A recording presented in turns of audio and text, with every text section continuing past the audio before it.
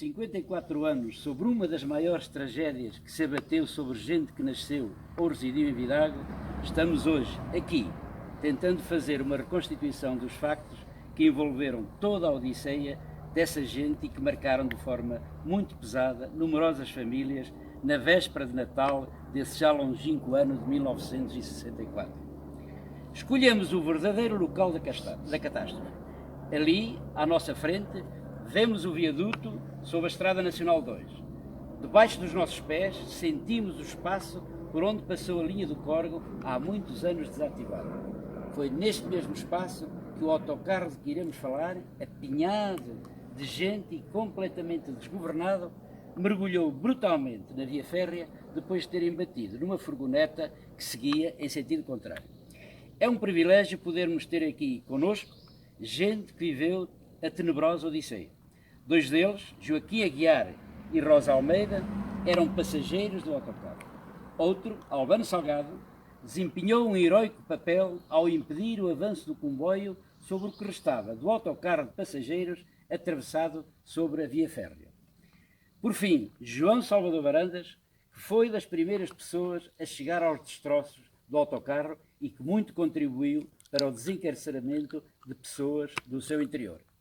Com todos eles vamos levar até vós uma curiosa e interessante conversa sobre um acontecimento triste que os mais novos não viveram, mas que certamente os seus ascendentes e também os amigos já lhe narraram. Todos aqui vamos recordar aquela amálgama de chapas, ferros retorcidos, alguns corpos sem vida, outros dilacerados e ensanguentados. O meu particular agradecimento ao Augusto Oliveira por se disponibilizar a filmar esta simples entrevista e por estar sempre pronto a contribuir para a divulgação de tudo quanto respeite à história de Vidago.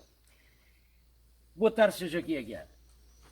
O senhor já é das poucas pessoas vivas que foram vítimas deste tenebroso acidente. Começo por perguntar-lhe, sendo inverno, depois das 18h30, àquela hora já era certamente noite quando começaram a descer o reigás. Foi sim. E então, já era de noite quando Já começaram a era de descer? Agora pergunto-lhe, qual é a sensação que se tem quando se depara com uma situação de morte iminente? Ou seja, vocês vinham no autocarro, a primeira ideia que lhes surgiu, quando se aperceberam da forma como o autocarro vinha desgovernado, vamos morrer todos. Tem alguma coisa a comentar? Nós fomos avisados por três homens que vinham à frente, que eram eram o Júlio Souza, o Manuel Sapateiro Sim. e o Firmino, os três organizadores do autocarro.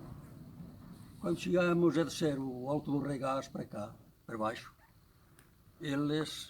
o condutor avisou-nos para nos transmitir a nós que o carro vinha sem travões, Sem travões. para a gente se agarrar bem aos assentos da frente.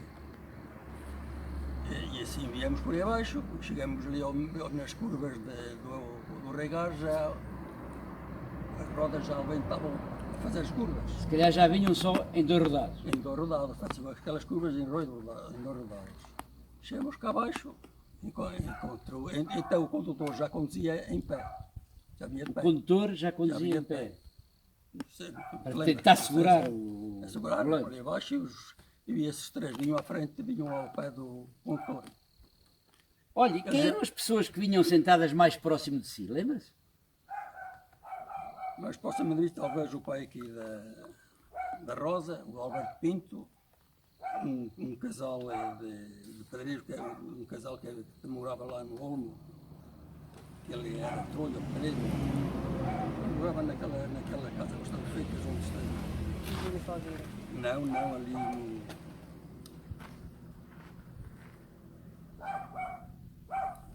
junto ali ao Armindo Roxo, aquelas casas estão ali já só em pedra. Ok, Aguiar, no meio de todo esse pânico, quais eram as principais palavras que as pessoas proferiam, que gritavam? O que é que diziam? Ai meu Deus, acuda. Talvez fosse mentira, era um casal que vivia lá. Mas o que é que principalmente as pessoas diziam quando se aperceberam da morte iminente? Gritavam, diziam o quê? Gritavam e outros os que vinham atrás não se aperceberam onde estavam e quem estavam. Não se aperceberam do que estava Então atrás. havia esse contraste. Havia. Os que vinham à frente gritavam porque se aperceberam da iminência da Aquela catástrofe. mocidade nova vinha atrás, ali um beco corrido nas traseiras. Ignoraram o que estava a acontecer. Foi. Até um certo ponto. Depois, Vinha ali, tinha não um puderam banco ali ignorar. nas traseiras do autocarro, havia um banco comprido. E depois havia lá um espaço. Sim, ali, não sabia vinham- desse pormenor. Então, e eles vinham, a faziam- juventude, digamos assim, não se apercebeu Eles logo. faziam ali um algazarra Vinham do distraídos. caramba, eles faziam um algazarra muito grande, andavam aos pulos, onde vinha o Aníbal. Era isso que eu ia dizer. O Aníbal vinha atrás, Vinha tanto para que ele deles vinha a cantar e a tocar pandareta e a esse dançar. foi projetado acima e Portanto, a partir do momento em que começou a aflição, as pessoas mantiveram-se sentadas umas, não é? sim. Outras puseram-se de pé e agarraram-se umas às outras, eventualmente, não? Havia gente que se agarrava uns aos outros. E Não, fica tudo ali, tudo misturado. não, mas eu digo antes do desastre, do acidente. Não se agarravam uns aos outros, não? Vinha, os do meio e os da frente vinham todos ali amarrados aos... Olha, o que é, recorda-se se alguém tentou atirar-se do autocarro em andamento? Não. Ninguém, pois não? É que se constou Não me que alguém se pudesse não me A apercebi. cidade era muito grande. Então, e diga-me uma coisa, que imagem é que você guarda da aflição do motorista? Ele gritava, o que dizia aos passageiros? O que é que o motorista dizia aos passageiros?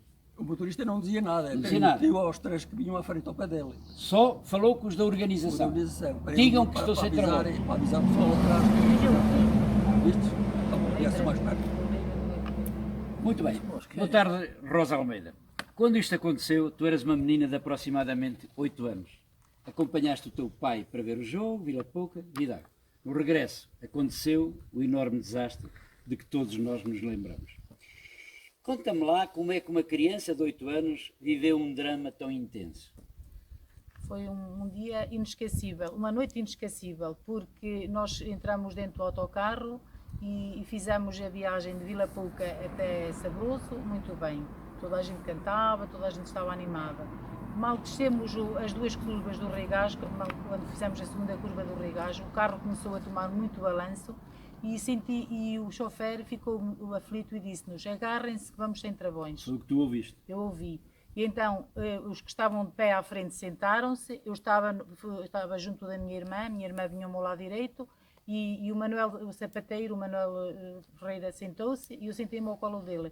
E tentámos nos agarrar, só que o autocarro ganhou tanta velocidade por ali abaixo, que eu ainda hoje recordo fazer aquelas curvas todas ainda rodadas. Ora tombava para o lado direito, ora tombava para o lado esquerdo. Aflição, nervos, cabelos em pé. Horrível. Não é? E nós agarramos-nos, nós tentámos agarrar o máximo que podíamos, só que a velocidade cada vez era mais, e eu recordo-me andarmos uma série de metros, de quilómetros assim, e recordo-me ver uma curva branca que havia para assinalar a curva da Ponte Doura, e lembro-me ver essa curva branca e sentir um estrondo muito grande. Não viste mais nada. Não me lembro de mais nada, lembro-me, só acordei Portanto, depois do Dr. Canavarro. eu ia-te perguntar que momentos mais significativos tu achas que jamais se varrerão da tua memória? O que é que ainda hoje tu te lembras mais? Os Tanto gritos, os gritos, porque depois do acidente já não te lembraste nada, deves ter desmaiado, não é? Desmaiei, só acordei em casa do Dr. Lembras-te dos Canavarro. gritos só, dos Ai, gritos. sim, dos gritos, muitos gritos. E a velocidade E da extrema. velocidade, Muita exatamente. velocidade. Olha, o que diziam as mulheres e os homens mais velhos quando se aperceberam que podiam morrer todos? O Kim já fez aqui uma narração, mas na tua ideia o que é que eles diziam? Os mais velhos, o que é que diziam os Ai próprios? Jesus, ai, Deus nos acuda, ai, valha-nos Deus. Eram essas Era expressões só que usavam. as pessoas mais da frente, era mais... Olha, tu lembras-te do chofer do autocarro gritar algumas palavras?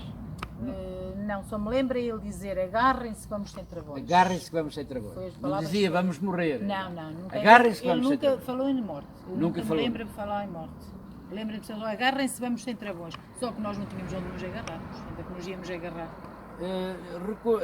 Tu recordas se as pessoas se mantiveram depois sentadas ou alguns deles se puseram de pé no corredor do autocarro? Não. Toda a gente se sentou, os da frente, pelo menos aqueles sítios onde eu via, toda a gente se sentou e tentou-se agarrar o máximo que podiam. Só que os de trás continuavam na festa, havia muita gente atrás da porta, da segunda porta para trás, que não se aperceberam sequer. Portanto, tu ainda te lembras do momento em que o autocarro caiu sobre a linha. A partir daí é que não te lembras. Eu lembro-me de sentir Viste a tal o barulho e ser um estrondo. O barulho ainda recordas? Recorda-me, um barulho, depois tinha uma bomba a arrebentar, aquilo, um barulho. Olha, depois, e depois, e logo a seguir, quais eram as palavras preferidas pelos sinistrados? Já estamos naquela fase em que estão as pessoas dentro do autocarro, tudo amolgado, etc. Já não me lembro. Eu Não te lembras não me nada? lembro, Aí já ficaste sem já. sentidos, provavelmente. Só me lembro, só acordei em casa do Dr. Canavarro, porque eu fui suturada em casa do Dr. Canavarro e recorda-me acordar lá e estar com a cabeça toda empanada e pronto, saber que tinha havido um acidente, mas Olha, não sabia o ia-te que se passava. perguntar então se tu guardas alguma recordação mais relevante. O que é que de mais relevante tu ainda hoje te recordas? Mais relevante, recorda-me, portanto, depois os gritos da minha mãe, quando entrou Sim. em casa da minha tia, portanto, ela não sabia nem do marido, nem das filhas, não sabia de ninguém. E então Ok. lembro-me ela chegar lá e ver-me com a cabeça toda empenada Sim, e senhor. começar a gritar e a perguntar onde está o teu pai, onde está a tua irmã? E eu não sabia de nada. Muito bem. Agora vamos virar aqui para o nosso amigo Albano Salgado. Albano Salgado, boa tarde. Boa tarde. O senhor foi um herói no meio de toda esta catástrofe. A sua corajosa e abnegada atitude pode ter evitado uma tragédia de proporções incalculáveis.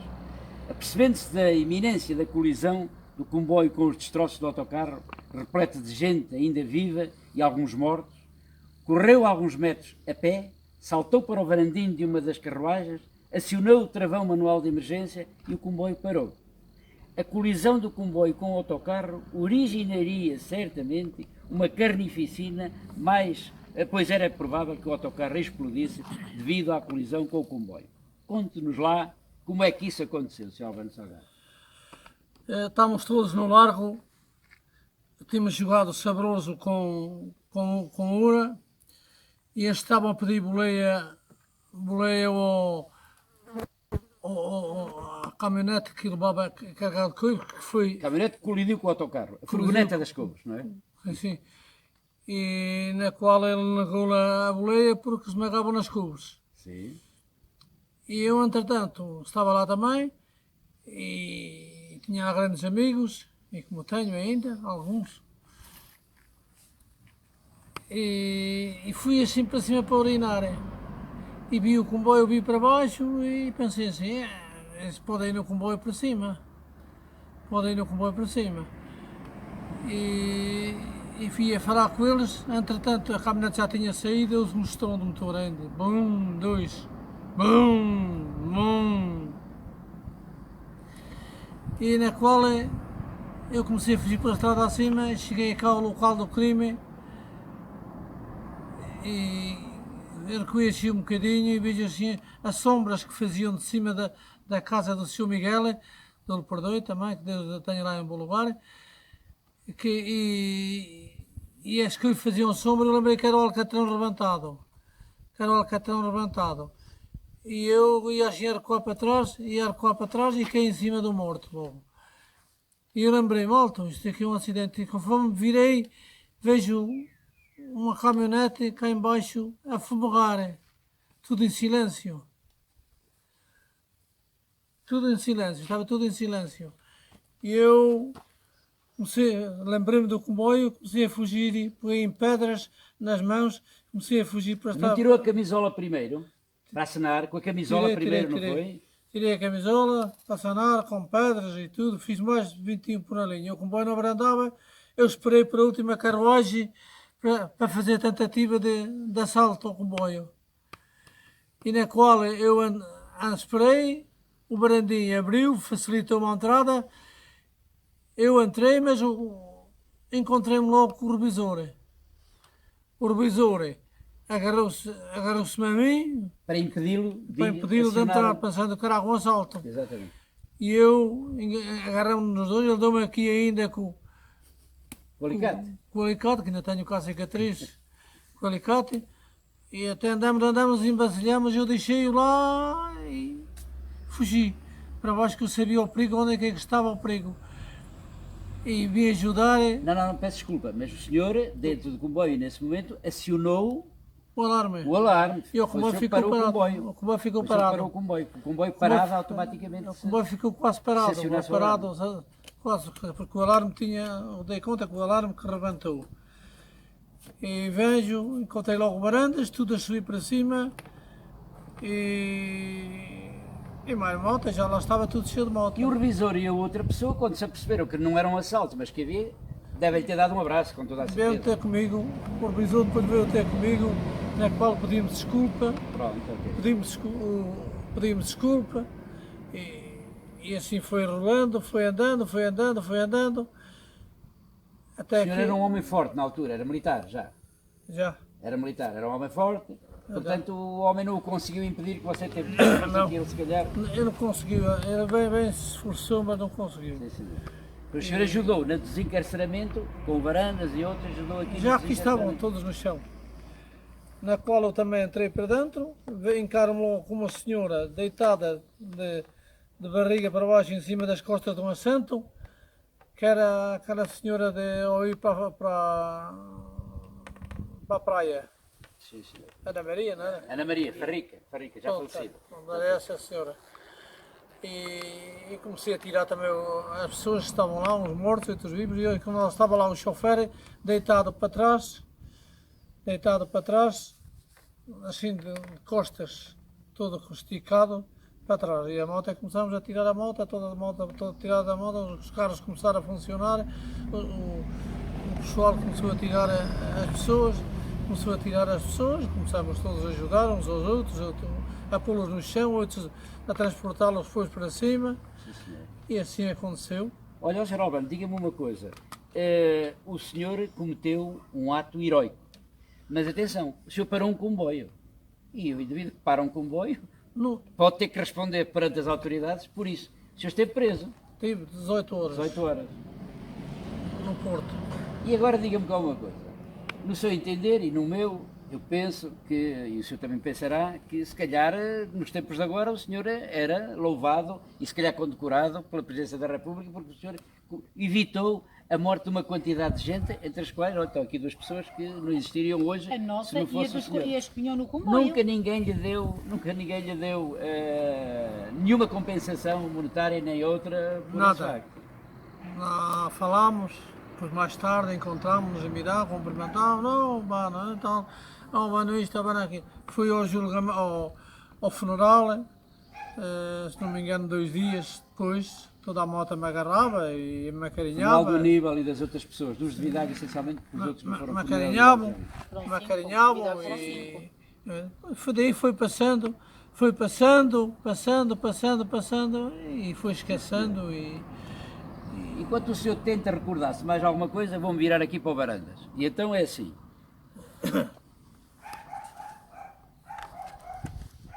João Varandas, boa tarde, amigo. boa tarde.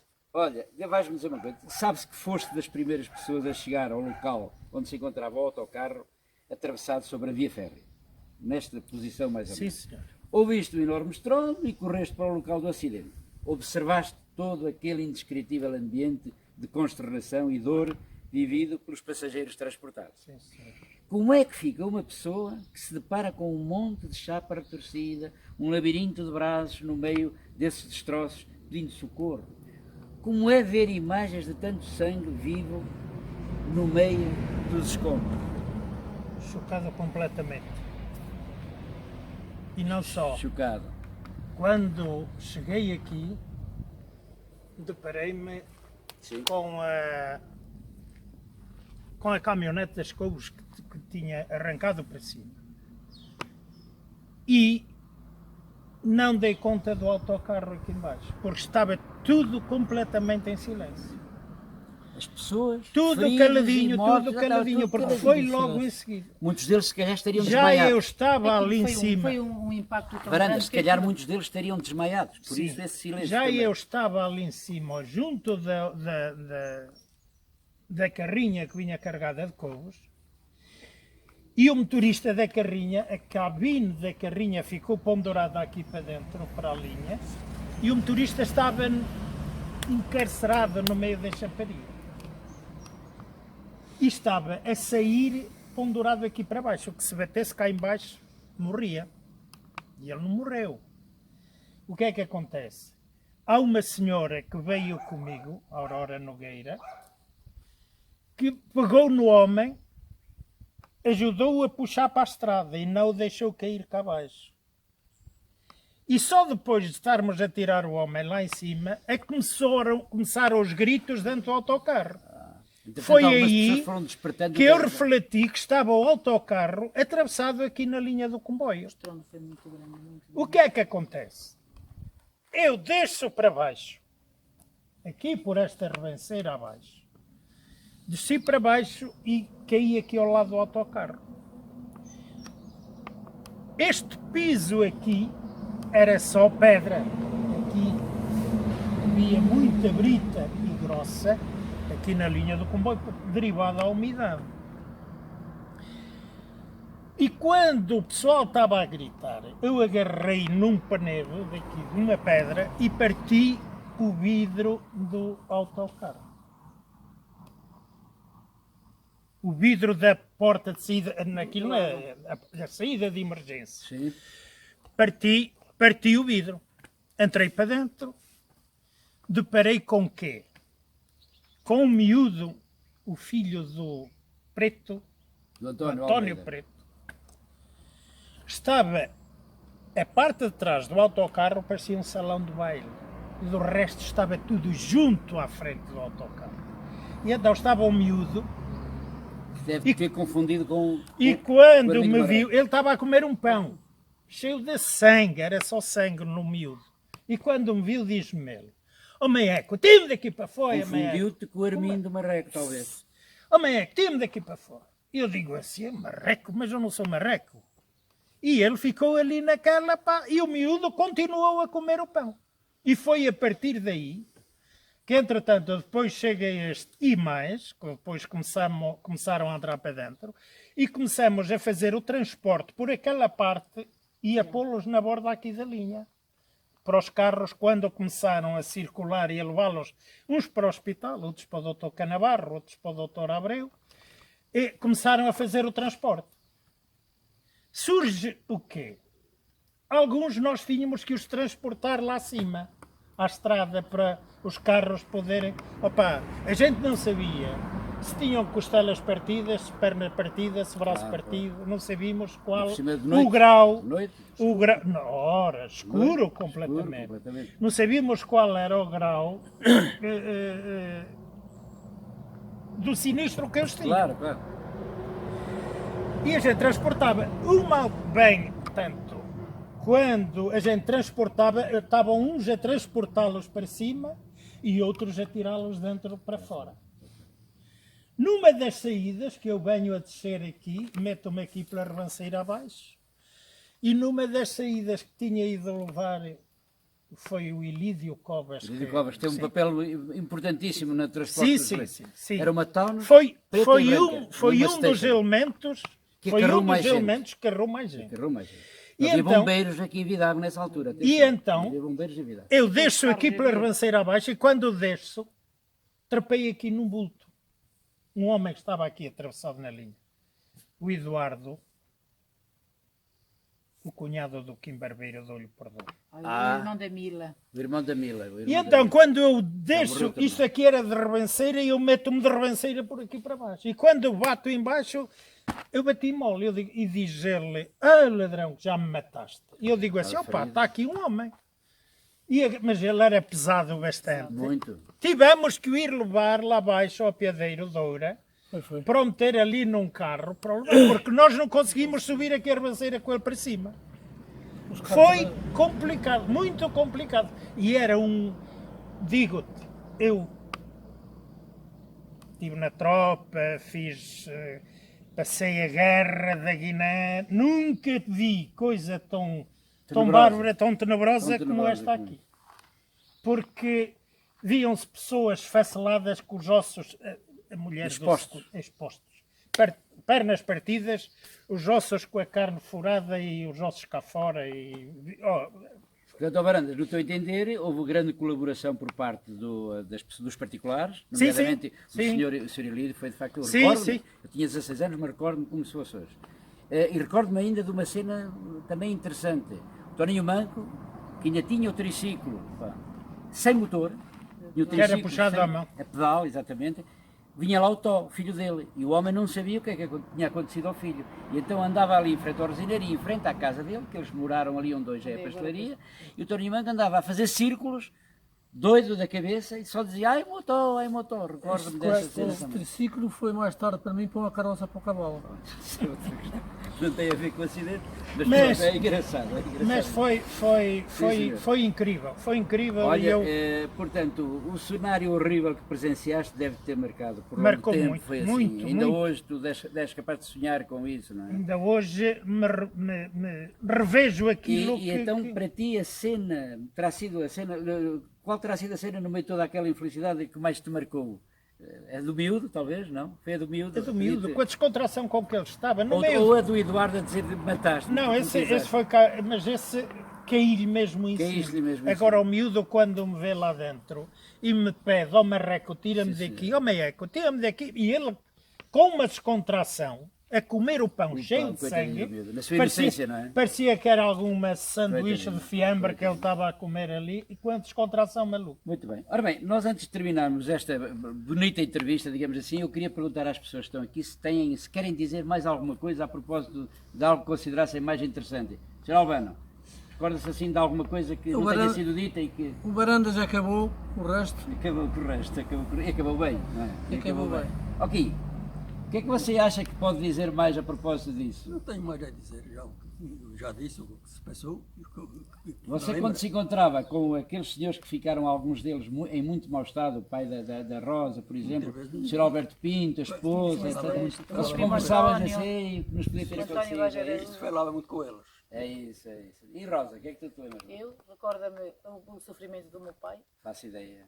Muitos Ficou anos. até ao fim da vida dele. 9 meses no hospital. Ficou para além de ter estado hospitalizado, depois 9 ficou com meses. aquelas Eu só veio para sequelas para toda a casa. vida. Eu não é? só veio para casa 9 meses depois. Pois, mas depois ficou com aquelas Com a sequelas, sequela toda a dores, vida, etc., toda a os vida, ossos, toda e por a cima há pessoas que já tinham alguma idade. Sim, e sim. foi Ele uma não coisa era muito velho, ele tinha complicada. 40 e poucos anos na altura. Teu pai tinha? 40 e poucos. 40 e poucos anos. Sim, sim. 45, mas Ó, foi o Varandas, queres sofrimento. acrescentar mais alguma coisa ao que nós Sofrimento acabámos de dizer? atroz. Não, que isto isso foi visto derivado às mortes que houve, que foi o acidente horroroso. Vocês A partir daí- lembram-se da cobertura que foi dada pela comunicação social? Atenção que estamos num tempo em que só havia um canal de televisão, só havia a RTP1.